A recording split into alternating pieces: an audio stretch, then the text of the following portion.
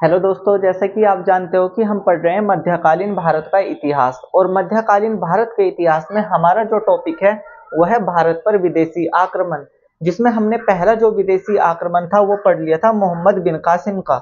जबकि आज हम पढ़ने वाले हैं दूसरा विदेशी आक्रमण जो हमारे भारत पर हुआ था, तुर्क जाति का, जिसके बारे में हम पढ़ेंगे आज महमूद गजनबी के बारे में। लेकिन थोड़ा सा हम सुबुक्तगीन के बारे में भी जान लेंगे, क्योंकि महमूद गजनबी का ही पिता हुआ करता था कौन? सुबुक्तगिन। तो मैं यहाँ पे मैप बनाऊंगा और मैप बना के आपको इसकी लोकेशन दिखाऊंगा कि ये आक्रमण करने के लिए आया कहाँ से था। ठीक है दोस्तों, चलिए तो मैं इसका मैप बना देता हूँ एक छोटा सा। और ये वाला जो टॉपिक है, पहला विदेशी आक्रमण जो हुआ था मध्यकालीन भारत के इतिहास में अरब जाति का, जिसमें मोहम्मद बिन कासिम ने किया था, ये तो हम पढ़ चुके थे। तो आज हमें पढ़ना है तुर्क जाति का आक्रमण, जो कि हुआ था यामनी वंश की ओर से। तो देखिए, सबसे पहले मैं यहाँ पे बनाऊंगा मैप, और मैप बना के फिर मैं आपको लोकेशन दिखाऊंगा कि ये जो महमूद गजनबी है ये हमारे भारत पर आक्रमण करने के लिए आया कहाँ से था। तो चलिए दोस्तों, मैं पहले यहाँ पे मैप बना देता हूँ अपने भारत का।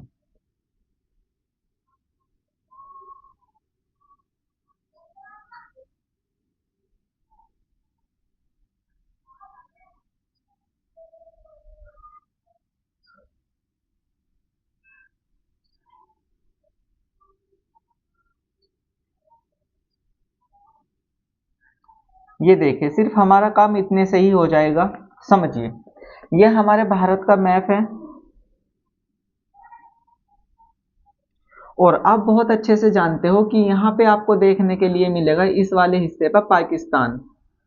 हालांकि जिस टाइम पे महमूद गजनबी ने हमारे भारत पर आक्रमण किया था, उस टाइम पर ये जो पाकिस्तान है, इस वाले एरिया को सिंध बोला जाता था, ये भी हमारे भारत का हिस्सा था। और यहाँ पे आपको देखने के लिए मिलता है अफगानिस्तान। और जब मैंने आपको मोहम्मद बिन कासिम के बारे में पढ़ाया था, तो मैंने यहाँ पे आपको बताया था कि यहाँ पे पढ़ते हैं अरब प्रदेश। और अरब प्रदेश में मैंने आपको बताया था कि यहाँ पे ईरान, इराक, ये वाले देश आ जाते हैं। एंड इसके ऊपर ही थोड़ा सा जैसे ही आप जाओगे तो आपको मिलेगा तुर्की। आपको यहाँ पे क्या मिलेगा? तुर्की मिलेगा। तो ये जो महमूद गजनबी है या फिर जो ये सुबुक्तगीन है, ये तुर्क का ही निवासी हुआ करता था, यहीं से ही ये आक्रमण करने के लिए आए थे। लेकिन जिस टाइम पर सुबुक्तगीन ने या फिर महमूद गजनबी ने हमारे भारत पर आक्रमण किया था, तो उस टाइम पे ये दोनों तुर्क में नहीं थे, ये अफगानिस्तान में थे। तो अफगानिस्तान से ये हमारे भारत पर आक्रमण करने के लिए आए थे। लेकिन सुबुक्तगिन और महमूद गजनबी निवासी कहाँ के थे? ये कहाँ के रहने वाले थे? ये तुर्क के रहने वाले थे, जिसके कारण हमने नाम दिया है तुर्क जाति का आक्रमण। तो समझिए, तुर्की से आए थे, लेकिन तुर्की में रहते थे ये, लेकिन हमारे भारत पर जब ये आक्रमण करने के लिए आए थे तो ये अफगानिस्तान से आए थे। मैं यहाँ पे दिखा देता हूँ, यहाँ से ये हमारे भारत पर आक्रमण करने के लिए आए थे। ठीक है दोस्तों, मैं यहाँ पे लिख देता हूँ आक्रमण। लेकिन अब हम बात करेंगे कि सुबुक्तगीन या फिर महमूद गजनबी ने हमारे भारत पर किस वर्ष आक्रमण किया था। तो मैं यहाँ से थोड़ा सा रफ करूंगा और उसके बाद मैं यहाँ पे लिख दूंगा, या फिर मैं यहाँ पे लिख देता हूँ। सबसे पहले देखिए, हमें किसके बारे में पढ़ना है? मेन टॉपिक है महमूद गजनबी, क्योंकि महमूद गजनबी के जो आक्रमण है वही एग्जाम में पूछे जाते हैं, सुबुक्तगीन के बारे में नहीं पूछा जाता है। तो हमें पढ़ना है महमूद गजनबी के बारे में। तो मैं यहाँ पे हेडिंग डाल देता हूँ महमूद गजनबी।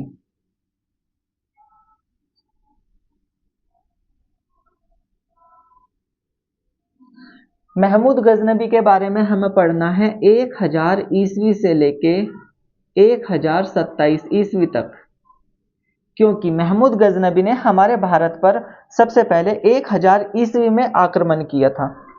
तो हमें यहाँ पे किसके बारे में पढ़ना? महमूद गजनबी के बारे में। लेकिन महमूद गजनबी के बारे में पढ़ने से पहले हमें क्या पढ़ना है? सुबुक्तगीन के बारे में पढ़ना है, क्योंकि महमूद गजनबी से पहले सुबुक्तगीन के द्वारा आक्रमण किया गया था तुर्कों की ओर से। तो वही मुझे यहाँ पे क्या करना है? पढ़ना है, और आपको पढ़ाना है अच्छे से। देखिए, एक जगह है अफगानिस्तान, जो ये मैंने यहाँ पे लिखा हुआ है अफगानिस्तान।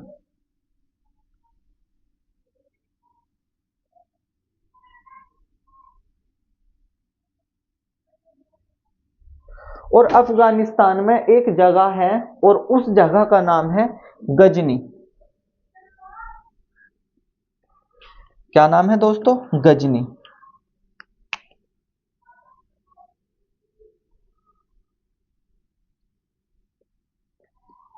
और इस गजनी में ही एक वंश चला करता था जिसका नाम था, ये लिखा हुआ है यहाँ पे, यामनी वंश।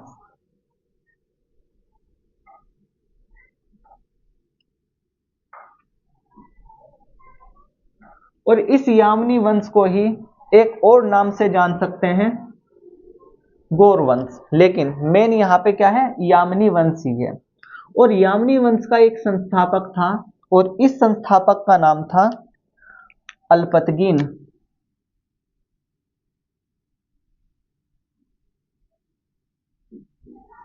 तो मैंने अभी तक सिर्फ आपको इतना बताया है कि ये जो सुबुक्तगीन या फिर महमूद गजनबी है, ये आक्रमण करने के लिए आए थे कहां से? अफगानिस्तान से।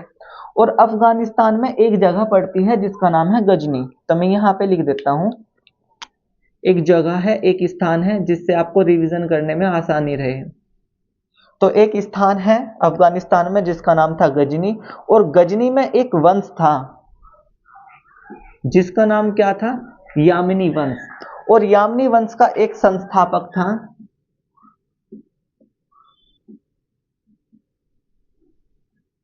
जिसका नाम क्या था? अल्पतगीन। और अल्पतगीन का ही एक गुलाम और दामाद हुआ करता था। एक गुलाम और दामाद हुआ करता था अल्पतगीन का, जिसका नाम क्या था? सुबुक्तगीन।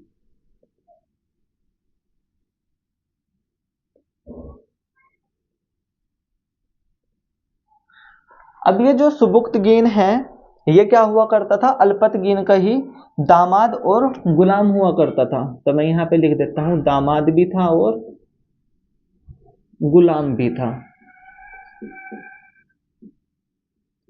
गुलाम प्लस दामाद।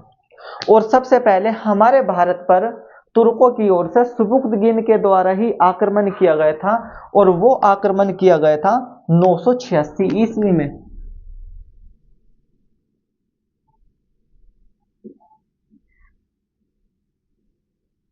तो अगर क्वेश्चन ये आ जाता है कि तुर्कों की ओर से सबसे पहले जो आक्रमण किया गया था वो किसके द्वारा किया गया था, तो मैक्सिमम जो बच्चे होंगे वो बताएंगे महमूद गजनबी।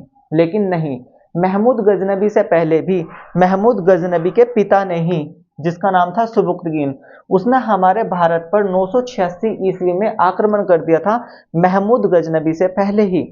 लेकिन जैसे ही सुबुक्तगीन की मृत्यु हो जाती है 997 ईस्वी में, तो 997 ईस्वी में सुबुक्तगीन की हो जाती है मृत्यु।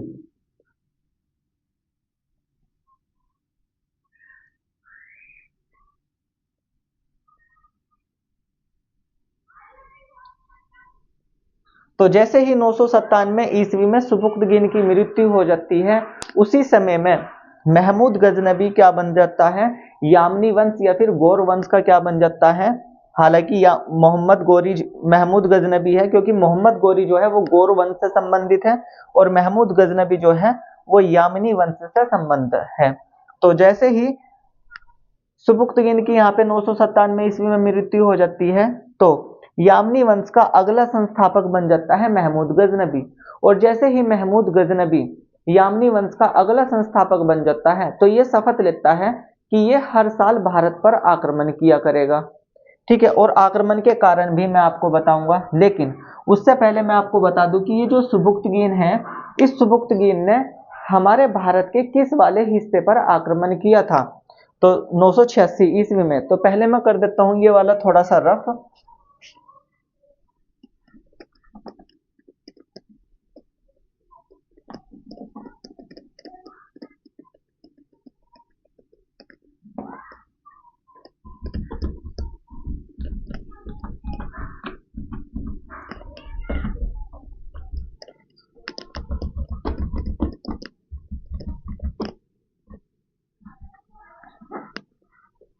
देखिए, ये जो सुबुक्तगीन है, इस सुबुक्तगीन के बारे में मैं सबसे पहले थोड़ा सा आपको बता देता हूं।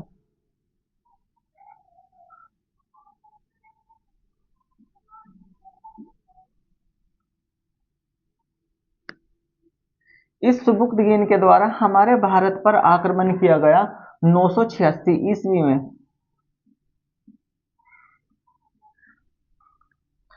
और 986 ईस्वी में सुबुक्तगीन के द्वारा आक्रमण किया गया था भारत की सीमावर्ती क्षेत्रों पर, या फिर उत्तरवर्ती क्षेत्र भी हम इसको बोल सकते हैं। तो मैं यहाँ पे लिख देता हूं कि इसके द्वारा आक्रमण किया गया था भारत के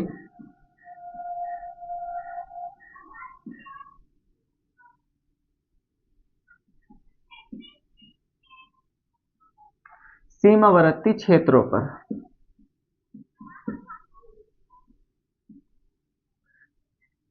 लेकिन क्वेश्चन ये रहता है कि भारत के सीमावर्ती क्षेत्र जो हुआ करते थे वो कौन कौन से हुआ करते थे, जिसमें आ जाता है काबुल घाटी।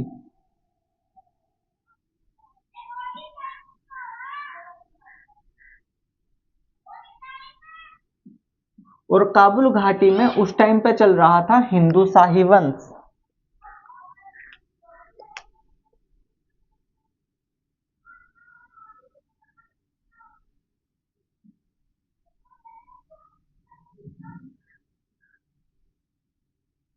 और जो ये हिंदू शाही वंश है, काबुल घाटी में जिस टाइम पे हिंदू शाही वंश चल रहा था, उस टाइम पर सुबुक्तगीन के द्वारा आक्रमण किया गया। लेकिन हिंदू शाही वंश जो था, इसका जो शासक था उसका नाम था जयपाल।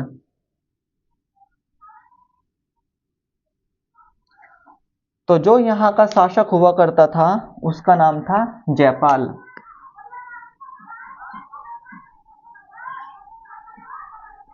और जो ये काबुल घाटी है, इसकी जो कैपिटल थी, इसकी जो राजधानी थी, इसकी राजधानी का नाम था पेशावर। तो राजधानी हुआ करती थी पेशावर।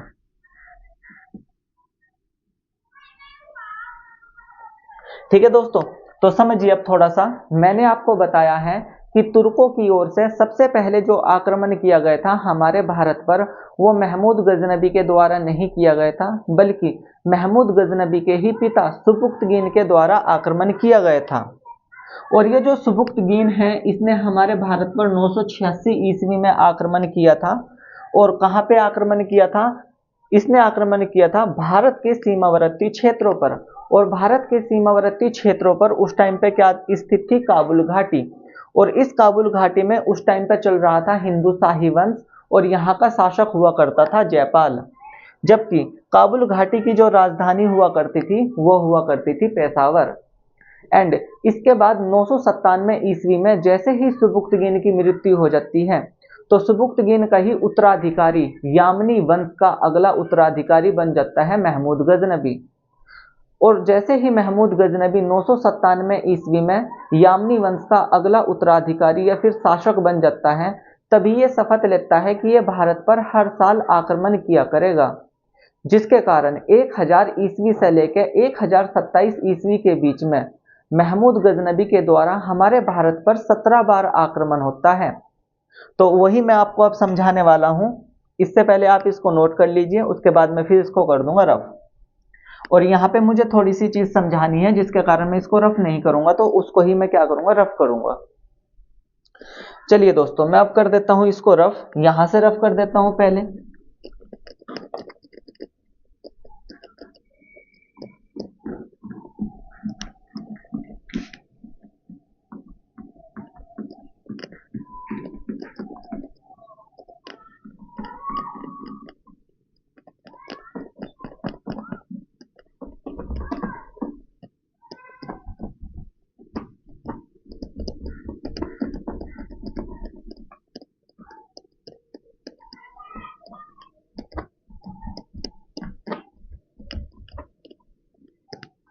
देखिए दोस्तों, मैं आपको बताने वाला हूं अब महमूद गजनबी के बारे में।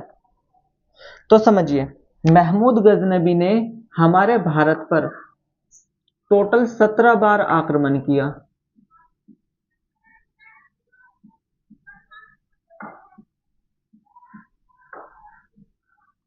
जिसमें सबसे महत्वपूर्ण जो आक्रमण है वह है गुजरात के सोमनाथ मंदिर पर आक्रमण, जो कि महमूद गजनबी का 16वां आक्रमण माना जाता है। तो समझिए,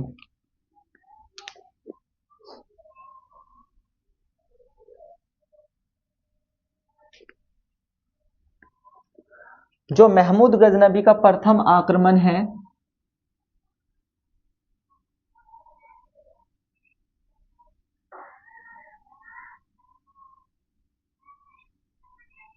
देखिए, प्रथम आक्रमण जो है वो 1000 ईस्वी में किया गया था। किसके द्वारा? महमूद गजनबी के द्वारा। लेकिन कहाँ पे किया गया था, मेन ये है। तो मैं यहाँ पे एक छोटा सा और मैप बना देता हूँ। ये तो मैंने आपको समझा दिया था, एक छोटा सा मैप और मैं बनाने की कोशिश करता हूँ।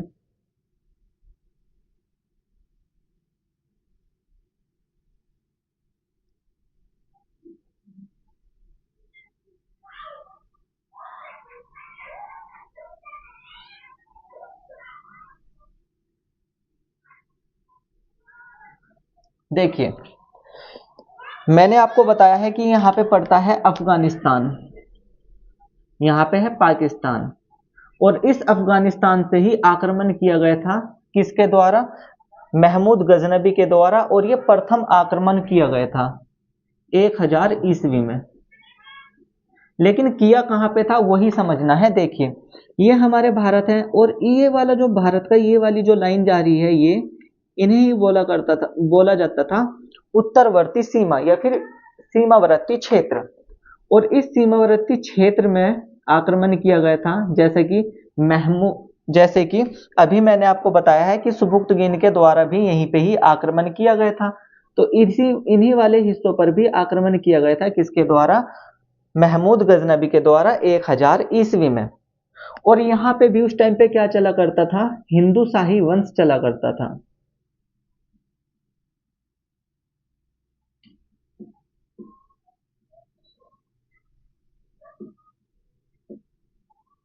और हिंदू शाही वंश चला करता था। और यहाँ का जो शासक था वो भी कौन था? जयपाल ही था। देखिए, जिस टाइम पर सुबुक्तगिन ने हमारे भारत पर आक्रमण किया, उस टाइम भी हिंदू शाही वंश चल रहा था और शासक कौन था? जयपाल। लेकिन जैसे ही महमूद गजनबी भी हमारे भारत पर आक्रमण करता है, तो उस टाइम भी शासक कौन था? जयपाल ही था। और कैपिटल भी क्या होगी? तो दोस्तों, कैपिटल भी पेशावर ही होगी। ठीक है, ये था पहला पॉइंट, जो कि 1000 ईस्वी में महमूद गजनबी के द्वारा हमारे भारत पर आक्रमण किया गया था। लेकिन अब हम बात करेंगे दूसरे आक्रमण की, जो कि हुआ था 1001 ईस्वी में। मैं यहाँ पे लिख देता हूँ, महमूद गजनबी का जो दूसरा आक्रमण है वो 1001 ईस्वी में हुआ। और 1001 ईस्वी में जो आक्रमण किया गया महमूद गजनबी के द्वारा, उसको बोला जाता था वे हिंद का प्रथम युद्ध।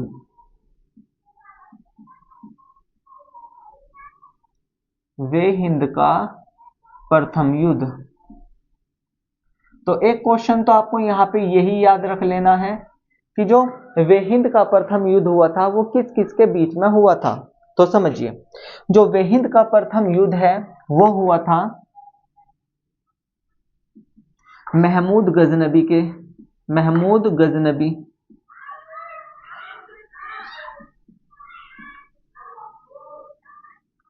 और दूसरी तरफ था जयपाल।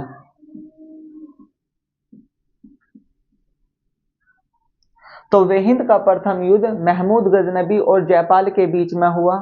लेकिन इसका रिजल्ट रहा कि वे हिंद के प्रथम युद्ध में महमूद गजनबी तो जीत गया, लेकिन जयपाल यहाँ पे क्या हुआ? पराजित हुआ। लेकिन इतिहासकार ऐसा कहते हैं कि जैसे ही यहाँ पे जयपाल पराजित हो जाता है वे हिंद के प्रथम युद्ध में, तो महमूद गजनबी की सेनाओं के द्वारा इस जयपाल की इतनी ज्यादा मजाक की जाती है, इतनी ज्यादा इंसल्ट की जाती है इसकी, कि ये जो जयपाल है ये क्या कर लेता है? ये आत्महत्या कर लेता है।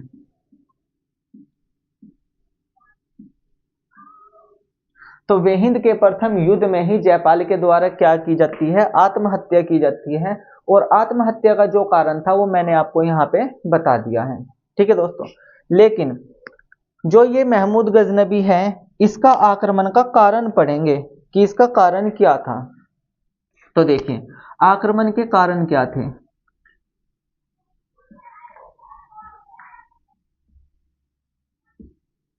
हमारे भारत पर महमूद गजनबी आक्रमण करने के लिए आया क्यों था, किस मकसद से ये आक्रमण करने के लिए आया था। शासन करने के लिए आया था या सिर्फ लूटपाट करने के लिए आया था, सिर्फ यही हमें जानना है। तो समझिए, पहला जो पॉइंट है, पहले पॉइंट पे आपको लिख लेना है कि महमूद गजनबी का हमारे भारत पर जो आक्रमण करने का कारण है वो है लूटपाट करना।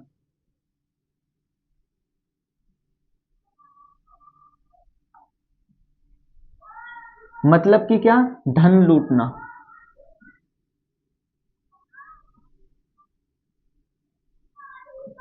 और दूसरा कारण हुआ करता था मूर्ति तोड़ना। अब यहां पे मूर्ति तोड़ना का मतलब क्या है, मूर्ति तोड़ना। जो हमारे भगवान हुआ करते थे, क्या करता था ये, मंदिरों को तहस नहस कर देता था, उनको तोड़ देता था। और जो मंदिरों में जो मूर्तियां हुआ करती थी उनको भी क्या कर दिया करता था, ये तोड़ने का काम करता था। जिसके कारण इस महमूद गजनबी को ही किस नाम से बोला जाता है, मूर्ति भंजक।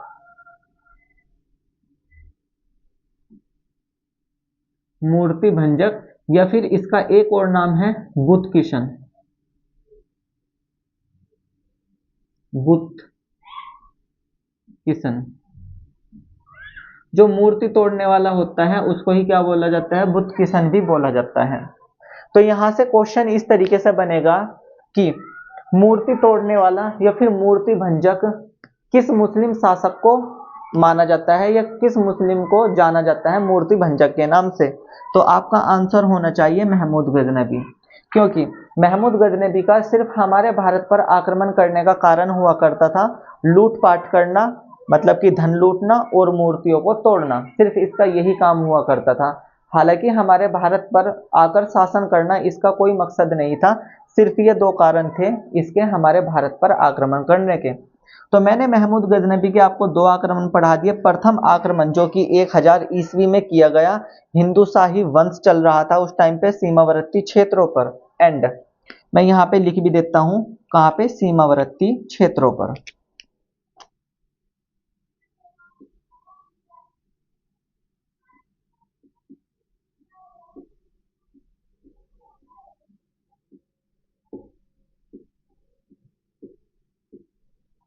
और दूसरा आक्रमण मैंने पढ़ाया है 1001 ईस्वी में किया गया, जो कि था वे हिंद का प्रथम युद्ध। और वे हिंद का प्रथम युद्ध महमूद गजनबी और राजा जयपाल के बीच में हुआ था। और राजा जयपाल की यहाँ पे क्या हो गई थी, मृत्यु हो गई थी, मतलब कि इसने आत्महत्या कर ली थी। फिर मैंने पढ़ाया इसके कारण। लेकिन अब मैं बात करूंगा इसके अगले आक्रमण की, जो कि 1006 ईस्वी में हुआ। तो मैं इसको कर देता हूं यहां से रफ।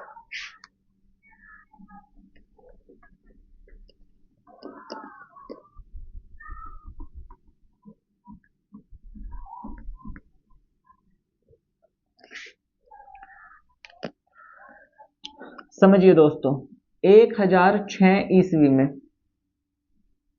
आक्रमण किया गया किसके द्वारा, महमूद गजनबी के द्वारा। और ये आक्रमण किया गया नगरकोट मंदिर पर।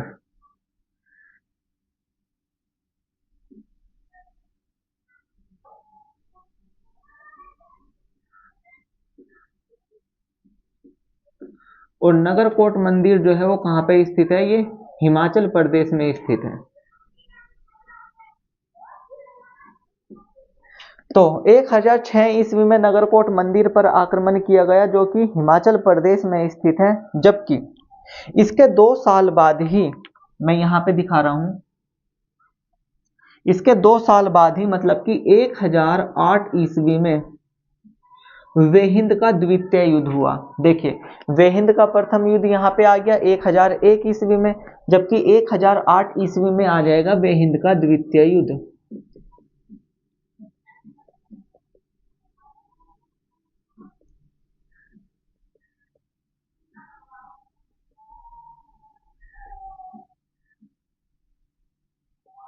और जो वेहिंद का द्वितीय युद्ध था वो एक तरफ से तो आ जाता है इसमें महमूद गजनबी,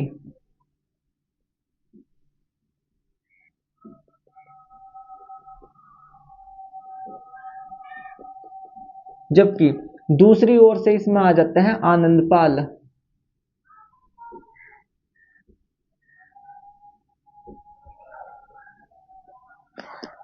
अब यहाँ पे जो वेहिंद का द्वितीय युद्ध है ये महमूद गजनबी और आनंदपाल के बीच में हुआ। तो ये आनंदपाल है कौन? तो ये जो आनंदपाल है ना, यही जयपाल का क्या हुआ करता था? पुत्र हुआ करता था। ठीक है दोस्तों, तो वेहिंद का द्वितीय युद्ध हुआ जो कि महमूद गजनबी और आनंदपाल के बीच हुआ, और आनंदपाल यहाँ पे कौन था? तो इस जयपाल का ही पुत्र हुआ करता था आनंदपाल। लेकिन इस युद्ध में भी महमूद गजनबी जो है वो जीत गया और आनंदपाल जो है यहाँ पे पराजित हो गया। तो ये था 1008 ईस्वी में वेहिंद का द्वितीय युद्ध। जबकि अब हम नेक्स्ट बात करेंगे 1014 ईस्वी की। तो मैं ये वाला हिस्सा रफ कर देता हूं, पहले मैं यहाँ पे लिख देता हूं, यहाँ पे जगह है 1014 ईस्वी में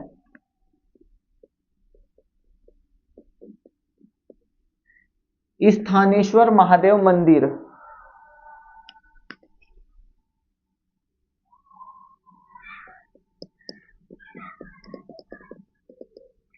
स्थानेश्वर महादेव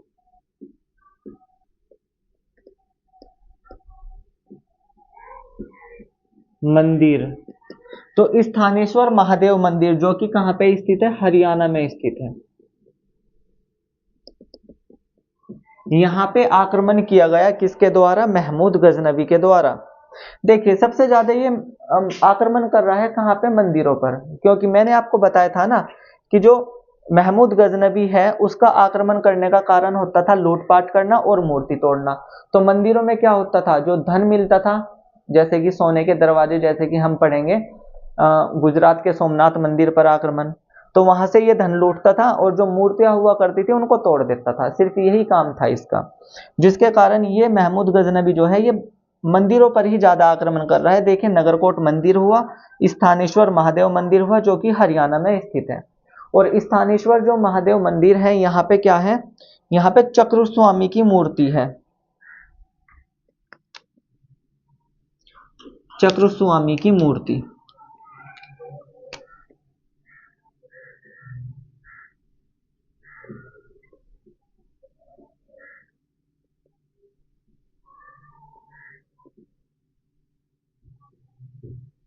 और चक्र स्वामी आप बहुत अच्छे से जानते हो किसे जाना जाता है? भगवान श्री कृष्ण को।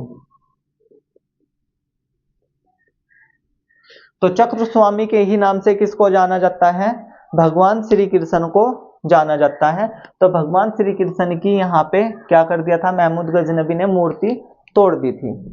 अब हम नेक्स्ट बात करेंगे जो कि मोस्ट इंपोर्टेंट है, मैं यहाँ पे रफ कर देता हूं इसको पहले। अब हम बात करेंगे गुजरात के सोमनाथ मंदिर की। हालांकि महमूद गजनबी के द्वारा भारत पर 17 बार आक्रमण किया गया था, लेकिन हमें वे 17 आक्रमण नहीं पढ़ने हैं, हमें सिर्फ वही जानना है जो एग्जाम में आने वाला है।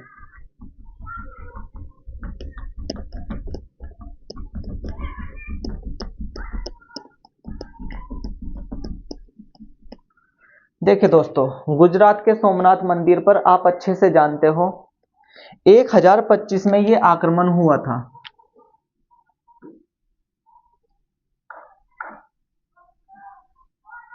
1025 ईस्वी में हुआ था आक्रमण, और ये जो आक्रमण था ये 16वां आक्रमण था महमूद गजनबी का।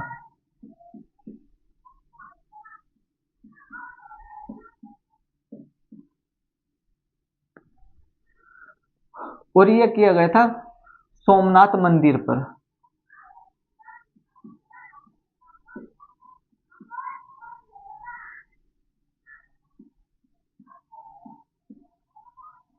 और सोमनाथ मंदिर जो है वो कहां पे स्थित है? तो ये स्थित है गुजरात में।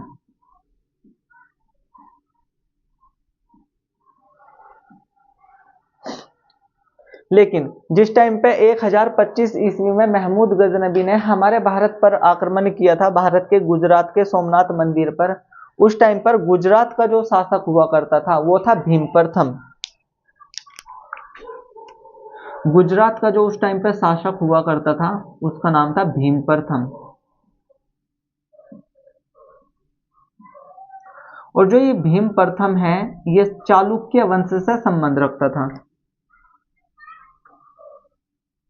या फिर चालुक्य वंश का था।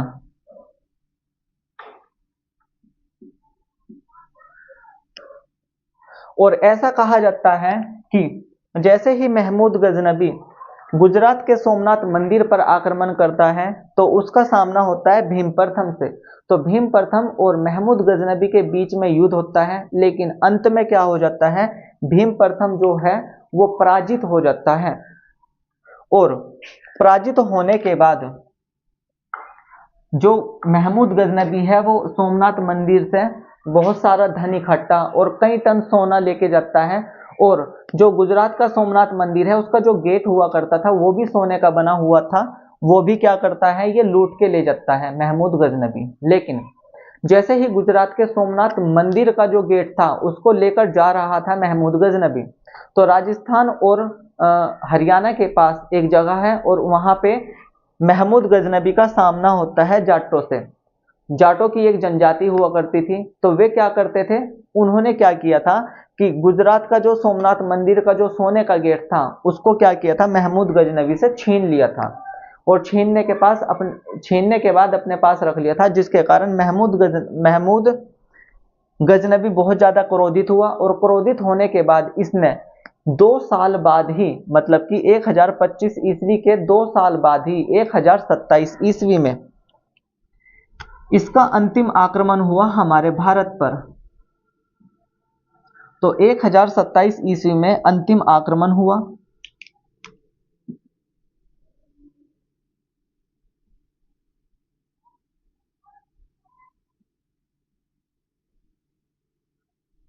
और अंतिम आक्रमण जो हुआ वो किस पर हुआ, जाटों पर।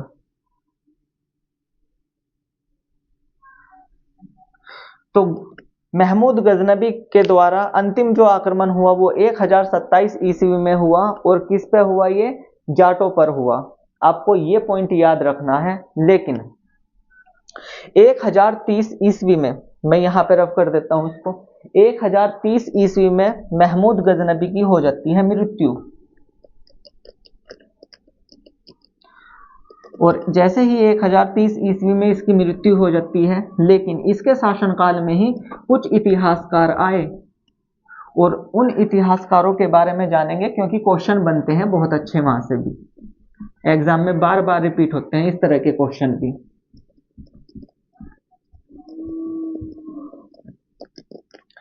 समझिए, मैंने आपको बताया है कि 1027 ईस्वी में, मैं यहां पे लिख देता हूं, 1027 ईस्वी में महमूद गजनबी की हो जाती है मृत्यु।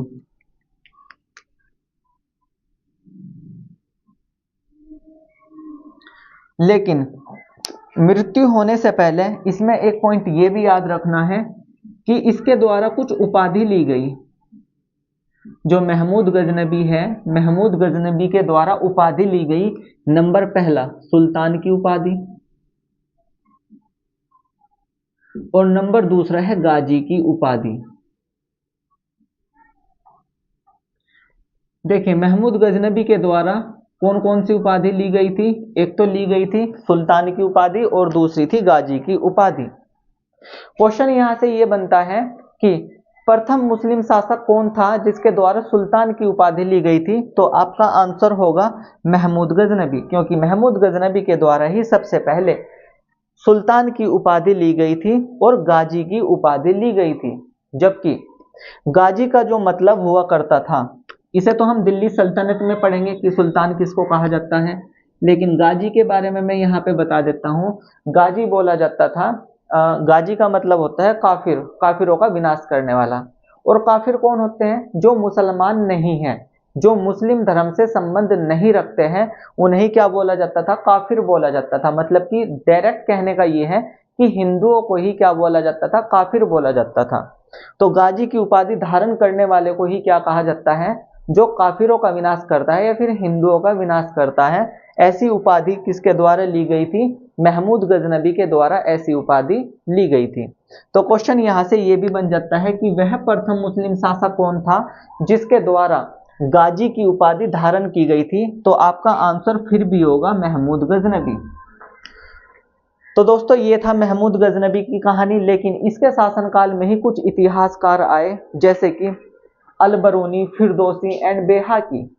तो अलबरूनी, फिरदौसी एंड बेहाकी के बारे में हम जानेंगे और इनके द्वारा कुछ पुस्तकें लिखी गई हैं उनके बारे में भी हम जानेंगे, क्योंकि एग्जाम में यहाँ से भी क्वेश्चन आते हैं। तो मैं यहाँ से थोड़ा सा रफ करूंगा, ये वाला हिस्सा मैं रफ कर देता हूं यहाँ से।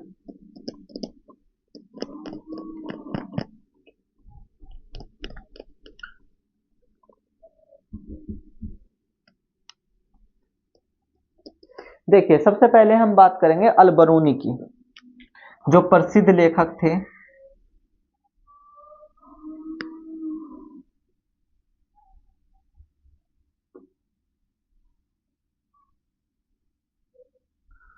प्रसिद्ध लेखक हुए जैसे कि नंबर फर्स्ट पे हम बात करेंगे अलबरूनी की।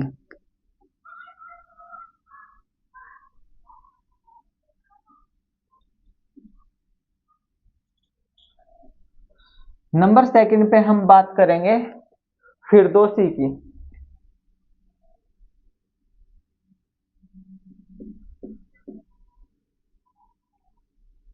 एंड नंबर थर्ड पे हम बात करेंगे बेहाकी की।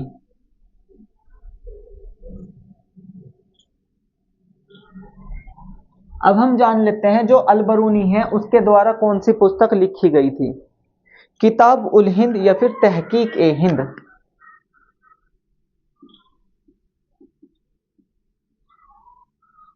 किताब उल हिंद या फिर तहकीक ए हिंद। तो जो अलबरूनी है, अलबरूनी के द्वारा पुस्तक लिखी गई थी किताब उल हिंद या फिर तहकीक ए हिंद, जबकि फिरदौसी के द्वारा लिखी गई थी शाहनामा।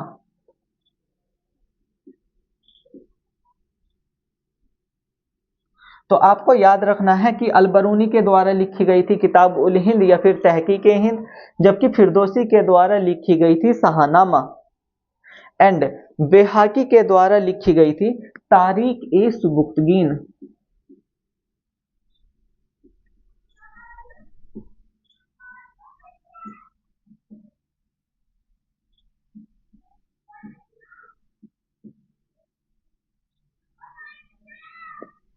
ठीक है दोस्तों, तो बेहाकी के द्वारा कौन सी पुस्तक लिखी गई थी, तारीख ए सुबुक्तगीन।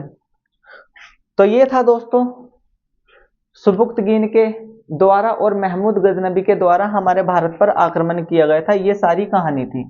और यहाँ से बहुत ज्यादा एग्जाम में क्वेश्चन आ जाते हैं, क्योंकि ये मेडिएवल हिस्ट्री का ही क्या है, पार्ट है। मध्यकालीन भारत का इतिहास है जिसमें भारत पर विदेशी आक्रमण थे। क्योंकि पहले हमने अरब जाति का आक्रमण पढ़ा था जो कि किया गया था मोहम्मद बिन कासिम के द्वारा, जबकि जो दूसरा विदेशी आक्रमण था उसमें हम पढ़ रहे हैं किसके बारे में, सुबुक्तगीन के द्वारा और महमूद गजनबी के द्वारा हमारे भारत पर किया गया आक्रमण।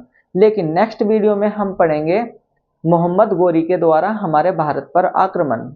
तो दोस्तों आई होप कि आपको ये अच्छे से समझ में आ गया होगा। मैंने इसकी लोकेशन भी दिखाई कि तुर्क का निवासी हुआ करता था महमूद गजनबी एंड सुबुक्तगीन, और ये तुर्की का निवासी तो हुआ करता था, लेकिन जब हमारे भारत में आक्रमण करने के लिए आया था तो ये अफगानिस्तान से हमारे भारत पर आक्रमण करने के लिए आया था।